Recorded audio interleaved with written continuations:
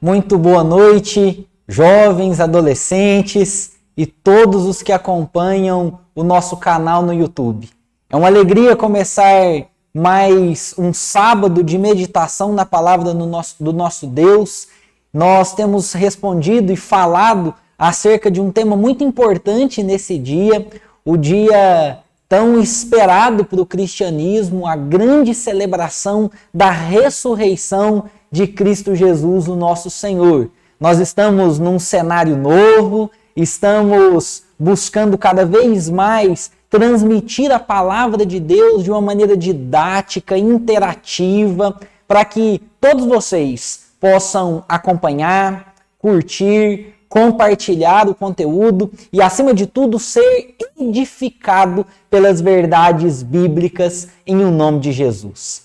Esta nova série que nós temos abordado, intitulada A Caminho da Cruz, visa alguns zooms, alguns flashes na história que antecede a ressurreição do nosso Senhor Jesus. Hoje, nós falaremos sobre uma cena muito bacana, o Getsemane, momento em que Jesus sua sangue e começa a sorver, a beber, a esgotar até a última gota da ira de Deus. Mas antes de entrarmos propriamente na explanação das Sagradas Escrituras, nós vamos orar ao Senhor. Nós vamos clamar a Deus diante de tantas notícias difíceis que nós temos recebido nesses dias. Em especial, nós vamos clamar ao Senhor pelo consolo na vida da família do pastor Dárcio, sua esposa Kênia, que perdeu o Darcinho, membro da nossa mocidade aqui nos anos 2000, pessoa tão especial para a gente diante desse vírus que nós temos vivido e assolado os nossos dias. Também vamos orar em favor da família da Grazi, que perdeu o Marcão, outro membro da mocidade nos anos 90. Nós temos enfrentado dias difíceis, mas o Senhor tem cuidado de nós. Do lugar onde você estiver, feche seus olhos, vamos orar e vamos clamar o nome do nosso Deus. Ó Deus bendito e eterno, temos vivido dias muito difíceis na humanidade. Clamamos ao Senhor a tua intervenção. Clamamos ao Senhor a tua graça, a tua misericórdia, a tua provisão, o teu sustento. Ó Senhor, queremos ver o agir do Senhor nos nossos dias. Assim como temos a plena confiança de que foi o Senhor quem permitiu a chegada do coronavírus no ano que nós estamos vivendo, nós também cremos que o Senhor é o Deus que pode nos livrar desse mal e nós clamamos ao Senhor que em nome de Jesus, dentro em breve, sopre o seu vento e afaste esse vírus de nós. Ó Pai, de uma maneira muito especial, nós colocamos diante do Senhor a vida do pastor Dárcio e toda a sua família.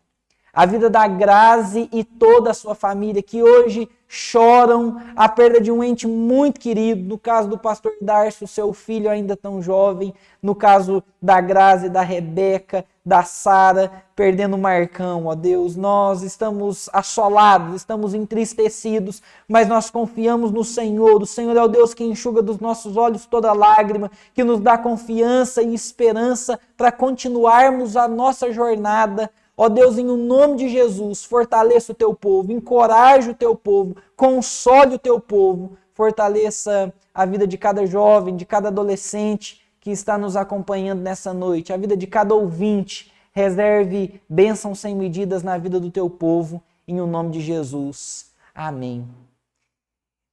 Meus irmãos, nós estamos também com uma novidade na nossa transmissão de hoje. Nós estamos nos lembrando de alguns louvores de um passado recente, mas olhando para esses louvores do passado, tendo uma esperança do futuro. Separamos 2 cânticos especiais. Nós vamos ouvi-los nesse momento. Que você seja edificado com essas canções e que dentro em breve nós possamos mais uma vez nos colocar nessa realidade, como igreja do Senhor, clamando e louvando o nome do nosso Deus. Relembremos o passado recente e vivamos a esperança de um futuro breve com a presença do nosso Deus.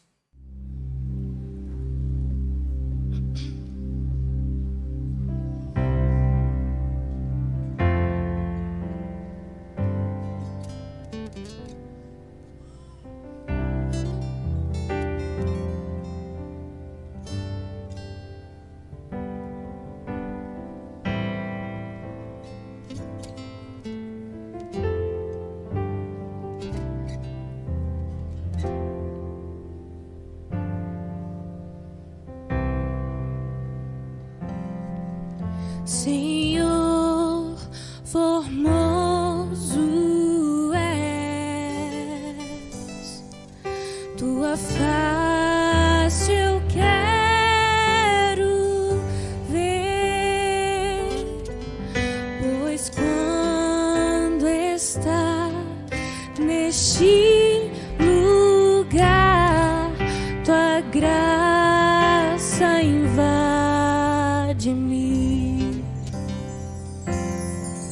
Senhor, formoso és, tua face eu quero ver, pois quando está neste lugar, tua graça invade-me.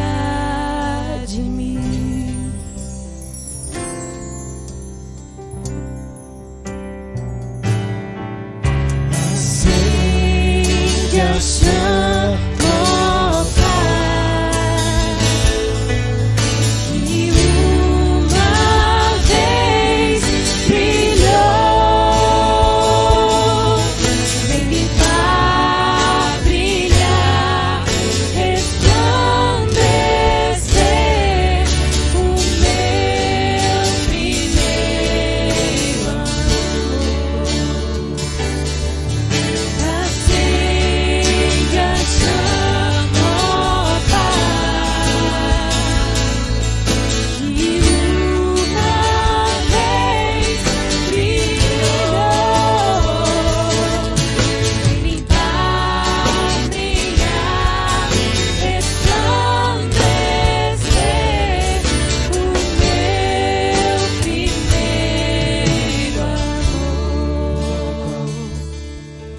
Vem limpar, brilhar, resplandecer o meu primeiro amor.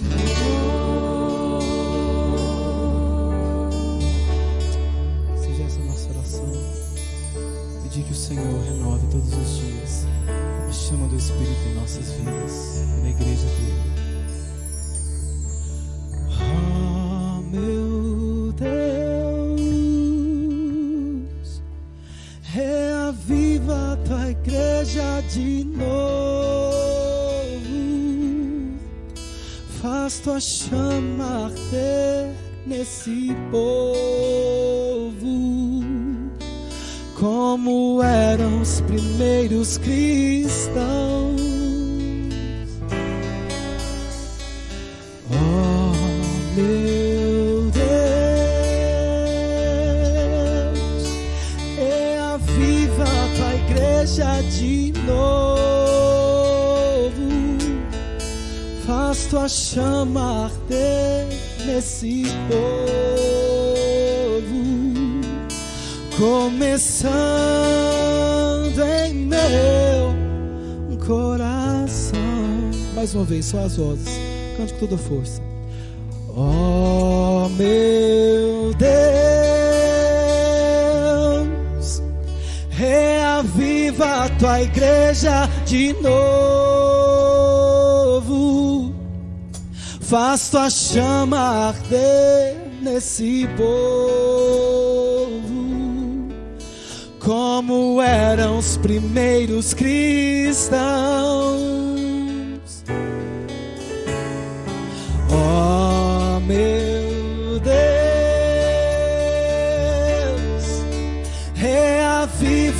tua igreja de novo. Faz a chama arder. Faz tua chama arder nesse povo.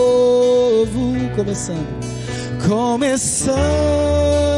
em meu coração. Oh, meu Deus, reaviva tua igreja de novo.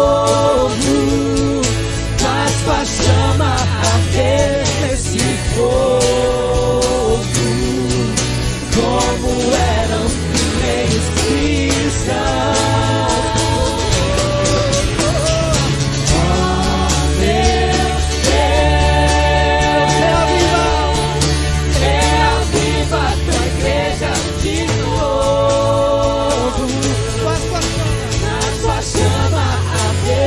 Esse fogo começando em teu coração. Canta mais uma vez. Oh, meu Deus, reaviva tua igreja de novo. Faz tua chama arder nesse fogo, como eram os primeiros cristãos. Oh, meu Deus, reaviva tua igreja de novo.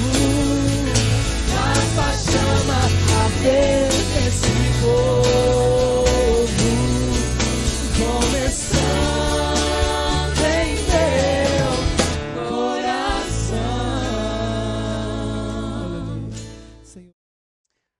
Com a graça de Deus, logo estaremos juntos louvando ao Senhor, como vimos.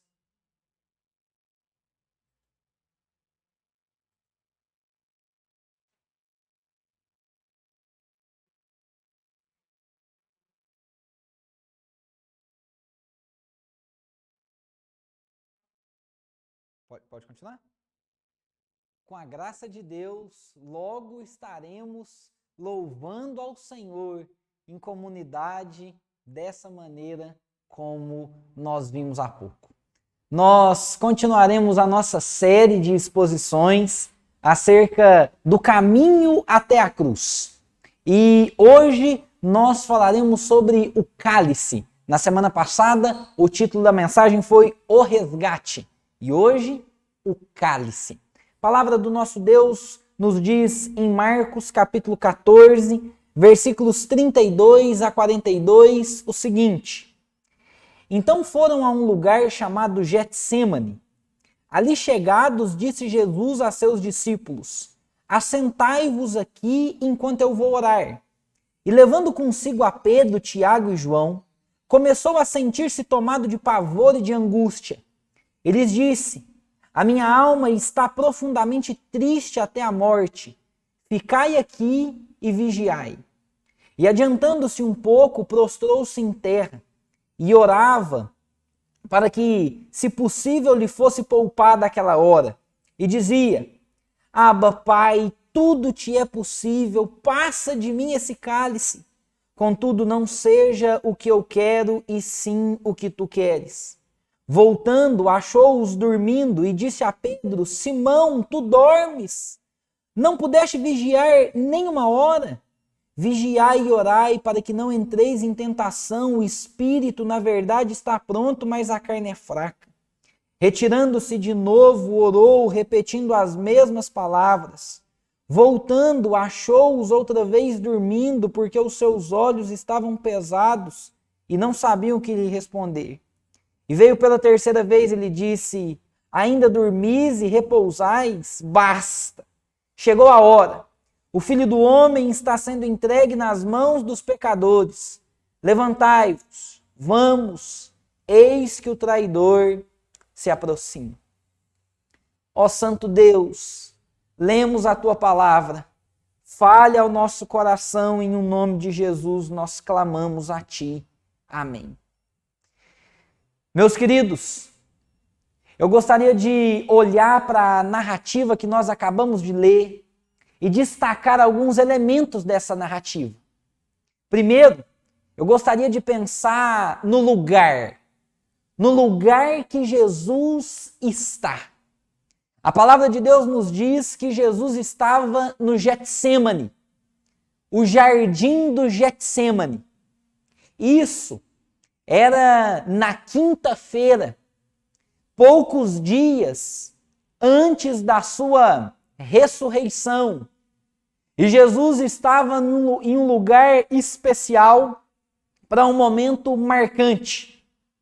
O Getsêmani significa lugar da prensa de azeite. Você já viu a prensa de azeite? Já viu como que é a prensa da oliva, da azeitona, para dar origem ao azeite? É mais ou menos assim. Imagine uma talha, um lugar onde nós vamos depositar toda a azeitona. Aí vem uma pedra que espreme, que amassa aquela azeitona, formando ali uma massa. E logo depois de formar essa massa, essa pasta, essas azeitonas eram colocadas em um outro lugar para que viesse uma prensa muito forte, muito pesada e esmagasse aquilo que já havia sido esmagado uma vez. A partir do suor, do líquido que escorria, dali saía o azeite. Mas além de pensar no lugar, eu gostaria de pensar nos personagens que estão sendo descritos nesse texto.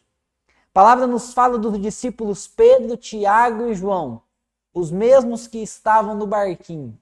Aqueles que viam de perto e de mais perto ainda os milagres e as ações de Cristo Jesus.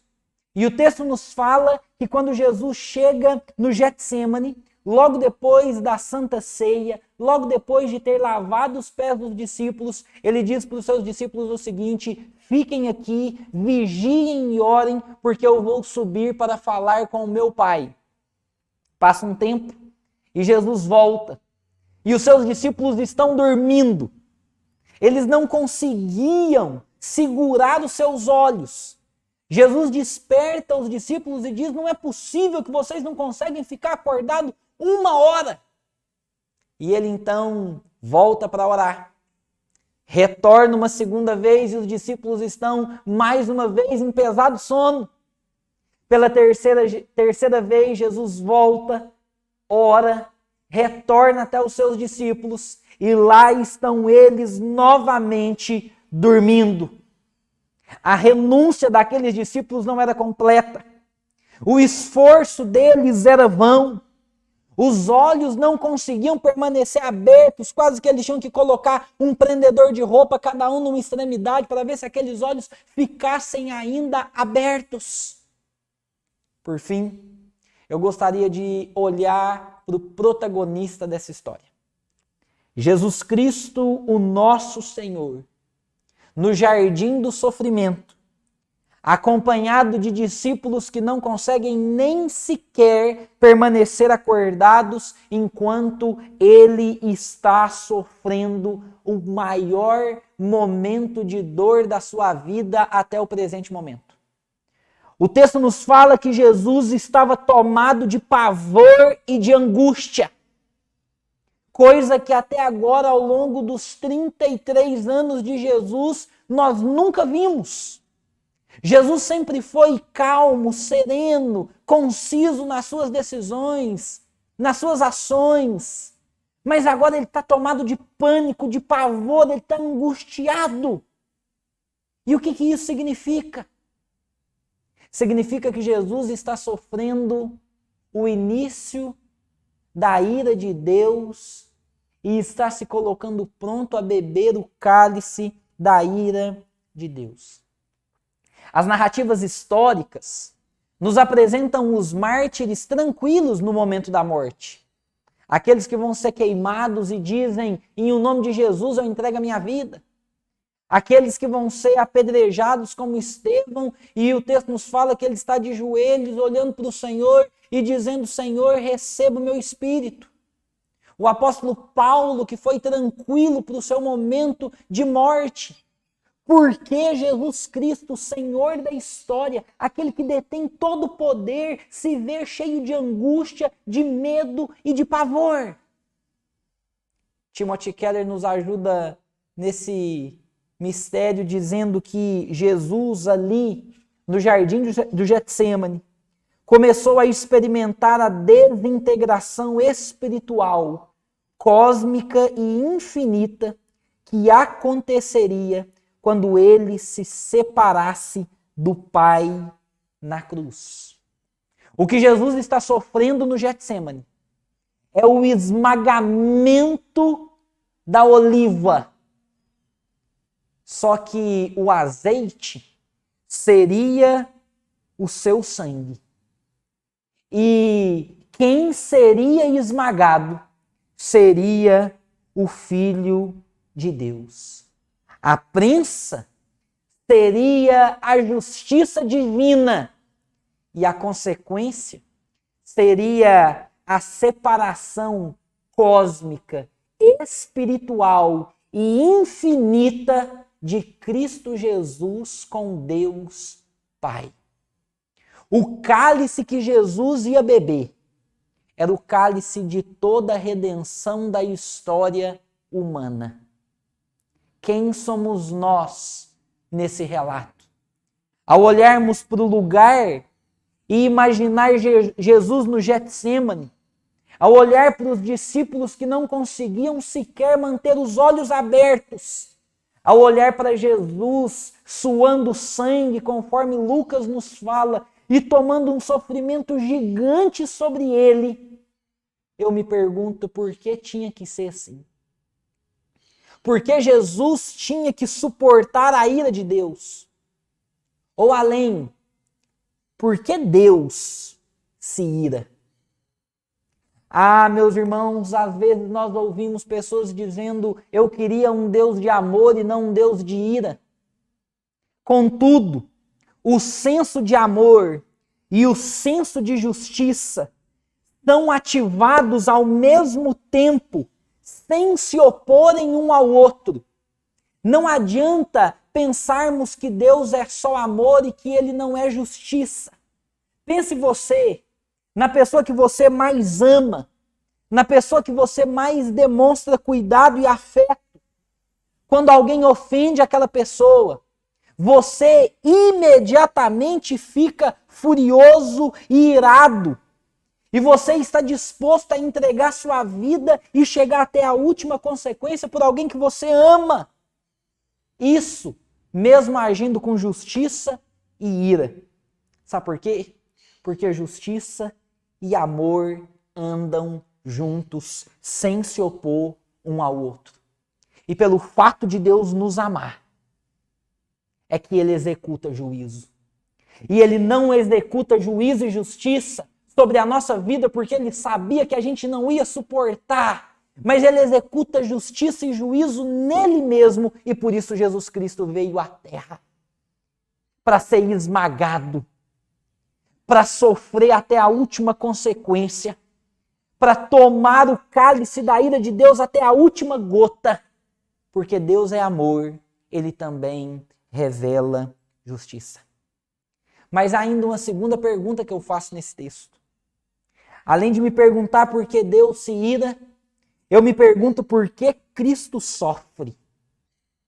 Ele podia muito bem fazer a sua vontade. E nesse texto, Jesus não nega as suas emoções. Ele não evita o sofrimento. Porque como a gente viu na semana passada, Jesus ama sofrendo. E ele mata o seu desejo para cumprir a vontade do Pai.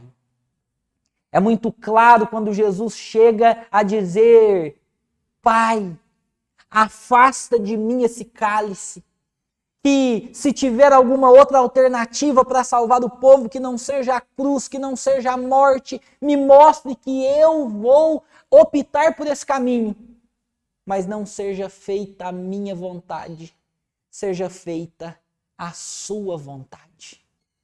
O exemplo de Cristo deve chacoalhar a nossa vida de discípulos sonolentos que somos, discípulos desanimados que somos, discípulos medrosos que somos, discípulos que sequer conseguem ficar acordados no momento em que Jesus está agindo no mundo. A gente está preso na nossa preguiça, na nossa ociosidade, na nossa vida cômoda.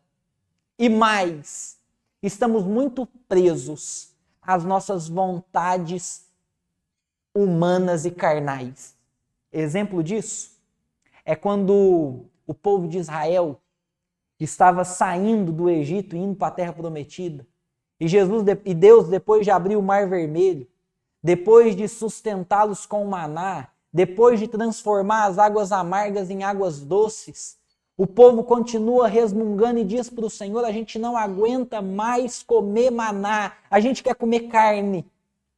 O nosso desejo é comer carne. E Deus então diz: hoje vocês vão comer carne. Diz a palavra do Senhor que naquele dia Deus soprou um vento e mandou codornizes sobre a terra. E o texto nos fala que o que menos colheu naquele dia, colheu 3 toneladas de carne. E o povo então começa a comer aquilo. Começa a satisfazer o seu desejo. E o texto de Números 11 nos fala que enquanto eles estavam com a carne entre os dentes, Deus se ira contra eles e destrói grande parte do povo e transforma aquele lugar que eles estavam num lugar chamado Quibrote Taavá, que significa sepultura dos desejos. A ira de Deus se acendeu contra o povo, porque eles buscaram satisfazer o seu próprio desejo. No Getsêmani, Jesus fez morrer os seus desejos para suportar a vontade divina e suportar a ira de Deus. Era como se Jesus estivesse dizendo para o Pai: eu confio no Senhor, independentemente do que eu sinto agora. O que você sente agora? Medo? Angústia? Está preso e atolado nos seus desejos, na sua ociosidade, nos seus prazeres? Olhe para Cristo e deixe o Senhor despertar o melhor dele em você. Eu gostaria de encerrar essa mensagem trazendo 4 implicações práticas e objetivas para a gente. A primeira: Jesus foi esmagado e bebeu até a última gota do sofrimento. A graça nos é dada de graça, mas essa graça não foi barata. Valorize o sacrifício de Cristo. Os discípulos não renunciaram os seus desejos. Dormiram em pesado sono. O que eu e você podemos fazer diante de um amor tão grande como esse? E como é que Jesus vai nos encontrar? Dispostos a servi-lo ou dormindo nos nossos próprios desejos? Terceiro, sofremos hoje e sofremos muito nos últimos dias. Mas Jesus sofreu algo incomparavelmente maior. E independentemente dos nossos sofrimentos, confie no Senhor, porque Ele tem o controle da história. Quarto e último lugar. Todos os outros tipos de amor vão desapontar você. Qualquer outro tipo de amor vai te desapontar. Seja ele familiar, seja ele conjugal, seja ele entre os amigos, seja ele no trabalho, seja ele qualquer amor que você viva. todos os amores terrenos vão te desapontar. O único amor que não desaponta é o amor de Cristo Jesus. Ele está a caminho da cruz. Ele, nesse texto, bebe e começa a experimentar o cálice da ira de Deus. Inicia a sua semana refletindo sobre o sacrifício de Cristo e como isso implica nas minhas prioridades, nos meus desejos, nas minhas vontades. Que o Senhor nos encontre acordados e despertos, cheios de vigor na sua presença, a ponto de dizer: ó Senhor, seja feita a tua vontade, independentemente dos meus desejos. Vamos orar. Ó Deus bendito, nós desejamos muita coisa válida. Desejamos os diplomas, uma carreira de sucesso, uma família feliz, saúde e prosperidade. Mas nós queremos entregar todos os nossos sonhos e todos os nossos desejos na tua presença. Que seja feita a tua vontade no céu e na terra. E que Cristo nos baste, hoje e sempre. Desperte cada jovem, cada adolescente, do sono dos desejos e os coloque despertados na vontade do Senhor, que é boa, perfeita e agradável, em nome de Jesus. Amém. Que Deus te abençoe e que essa semana comece de uma maneira diferente, refletindo na morte do Senhor até celebrarmos a sua gloriosa vida. Que Deus esteja com vocês. Deus os abençoe.